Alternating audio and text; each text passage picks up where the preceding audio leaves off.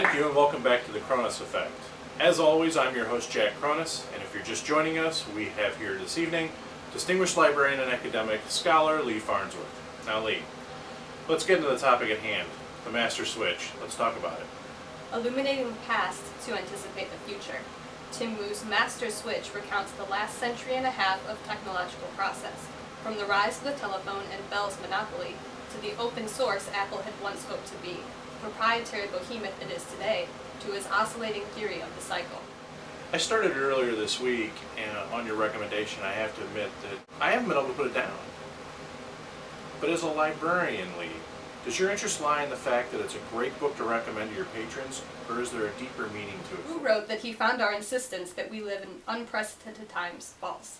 Technology has followed a cycle for as long as it could be monetized. Here's the cycle, as you can see. Innovation to openness to closure, often due to monopolies, which leads to oppression, and the cycle opening back up to innovation and new ideas.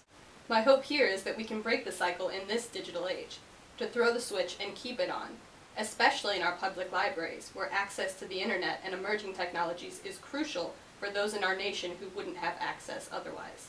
If the cycle holds true, we might be on the precipice of a future in which the cycle is closing, and that will come to a technological standstill.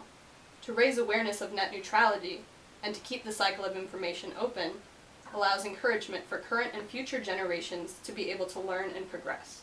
Can you explain net neutrality? Net neutrality is the idea that the internet providers and government treat all information equally, that they can't block or disallow something based on content.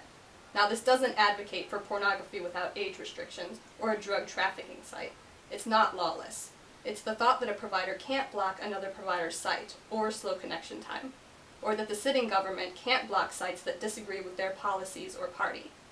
A closed cycle is something that we cannot allow to happen, especially those of us in the library community. Our responsibility to the community is to be able to give them the best information. We cannot evolve or grow as people if we allow monopolies to control the means of education and innovation. Stirring as always. We'll be right back after the break.